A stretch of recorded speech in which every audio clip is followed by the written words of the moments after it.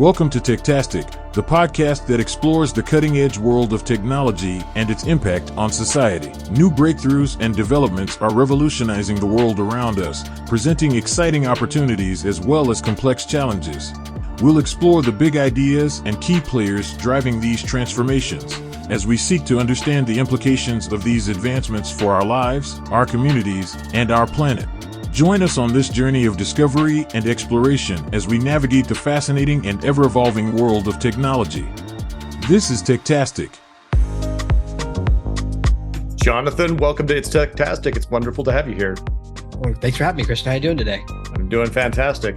There's a lot of things that we could talk about going through your profile. You talked about find your good idea faster with AI, using AI practically rather than hypothetically. How do you propose we find good ideas faster with AI? What's your process look like? Well, this is one of my favorite questions. Every time I meet someone who's really successful, I say, how many good ideas do you have per year? It's always 1 to 2. I've never met someone who goes 300. It's always 1 or 2.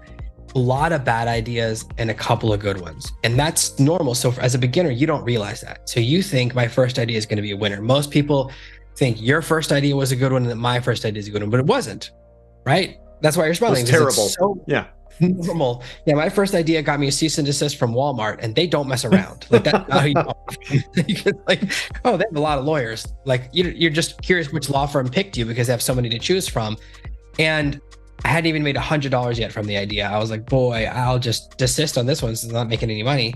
And that's really important to understand. So for a beginner, we often compare someone's front of house, what they have on stage, to our backstage, which is dealing with the kids, dealing with family, trying bad ideas. So what happens is we test an idea, and the worst happens if it works a little bit. You spend 6 months on an idea, you go, well, I made $100 over 6 months. You say, I made $100, not I lost $15 per hour every hour I was working. Because we're programmed that way. And we go, well, I'm going to put in 3 more months because I don't want to admit that I wasted 6 months. This is the sunk cost fallacy. This is what people do playing Jack at 2 a.m.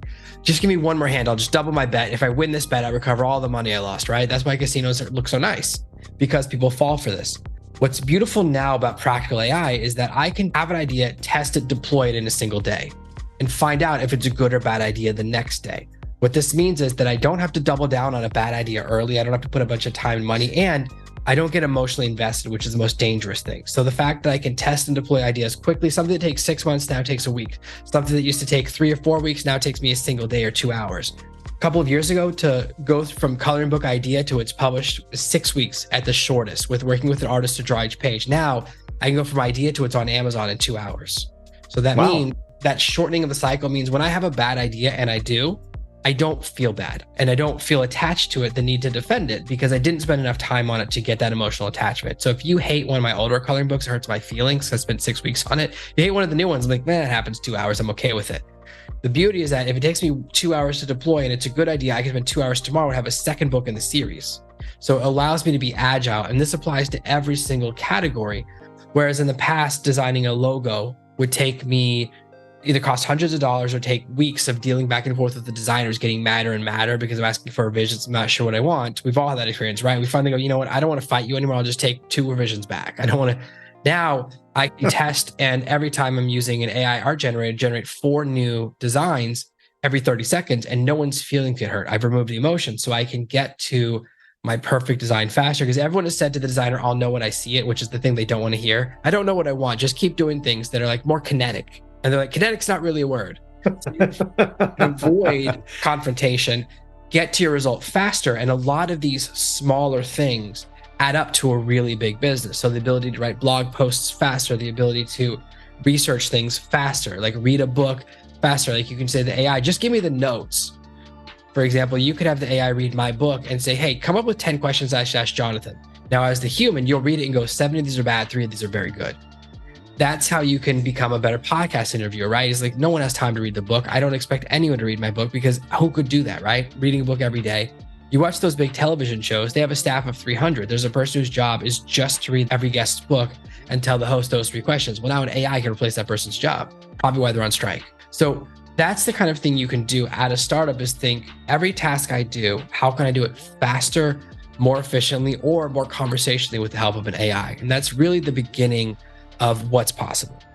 Actually, as you were saying that, a recent topic that's come up a lot within my own team is tech debt and how we get to tech debt, and it's related.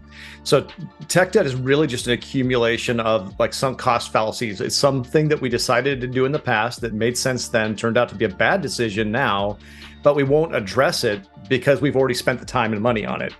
And it gets embedded in not just technology, but process, choices of vendors. I mean, just name it. Even when you're talking about like the coloring book, we chose to go with that print publisher because they gave us the best deal at the time. There's better options now, whatever. Those things get embedded in. And I want everybody to have more of an agile mindset. And by that, I mean, everything is ephemeral. Every decision was a point in time. And it's changed. We need to be able to reevaluate those, which doesn't mean always question everything. Sometimes it's good enough, but it does mean when it's not good enough, you need to question it. So the best thing to do is to have a process for that. And it can be every 6 months, I look at all my outs and say, what am I spending money on? How much do I use this tool? Is there an alternative? So even for me, like, oh, I've spent years building up an account with certain tools, like a certain writing tool that's another AI writing tool. Like, oh, I have all these credits with them. And I'm like, I haven't logged in 3 months. Why am I still paying them $1,000 a year? But it's hard because they give you all these different prizes that you lose if you lose the account. And that's a hard conversation. But I can write a better article that passes every AI test using ChatGPT. Almost every single tool, I can get a better result ChatGPT, and ChatGPT is $20 a month, and it beats out all these tools that are hundreds or even thousands of dollars a month. It replaces a lot of those. So it is this thing, though, that we get used to a system, and everyone's like, well, Jonathan, why do you build your websites on WordPress? Well, because it's what I've been doing since 2007. Not really a very good answer, right? Sometimes you go, I don't want to learn new things, and sometimes it is exactly that. I've learned this system that works really well. Learning a new way of doing things has its own time. And as we get older, we get a little bit grumpier about learning new things or new processes. So it's very normal. This is a problem everyone has because once a company gets like you're recurring, they never want to let you go. So it is important to look at what you're investing money in and say, has this tool become no longer useful? Has the time passed it by? And there are certain tools that I had in my tech stack. A great example is the way page builders were built 5 or 6 years ago. Those tools that were launched 5 or 6 years ago were much slower, and you have a tendency to fail Google Page Speed Analytics. Your site loads in 4 seconds instead of 1.5, simply because those were built on an old architecture. The only way those tools can work is if they're built brand new on top of Gutenberg. A little bit technical, a little bit boring, but basically it means a tool from the last 2 years will always be better than a tool from 5 years ago, even though they have a larger base and they have a bunch more money built in because they're built on tech that's been replaced. That was hard. Stripping that out of my website was a really hard process because anytime you try to strip it, something that's on every single page, massive undertaking. But then you get the result of my website's faster. People don't complain about my website speed, and I get more customers, right? Like you didn't start a conversation by going, Jonathan, visit your website. It took me 14 seconds to load the homepage, which is what it used to do. And it used to be like, hey, load my website, go to the bathroom, come back, it's ready, which is crazy. But it's because I didn't pay that much attention to it because SEO is such a small part of my business. You mentioned a bunch of the different things that you do, like designing a logo or building a web page, doing some research. Personally, I pulled together a collection of AI agents that do things I want, or sometimes it's a ChatGPT plugin, that type of thing, that I use on the regular basis. Do you have your template list that you'll go through and say, oh, I'm doing this today, I use this tool, or is it always changing? 90% of the time it's ChatGPT. So what people don't realize, because the onboarding of ChatGPT is trash, what they built is one of the best tools in the world with one of the worst onboarding processes I've ever seen. The nightmare for a writer, someone who writes books, is to sit down at a typewriter with a giant stack of blank pieces of paper and they go write a book. And ChatGPT, blank page. That's what they give you. They go, here's a blank page with an AI. And now they give you like prompts that you can test with. And they're 4 of the worst prompts I've ever seen. One of them is like how to make peanut butter. If you need an AI to help you with that, you have a problem. Like, there's recipes is not hard to find. Like, it's a bad use case. So that's the problem. Even their homepage, if you visit the OpenAI homepage, it literally looks like someone said, hey, what's the worst homepage we can make? More. And then someone goes, more boring. I said more boring. And right, it's almost astounding that they built such a good tool, but it's so boring. So that's one of the challenges. But the thing about ChatGPT is that it's so much more powerful than people realize.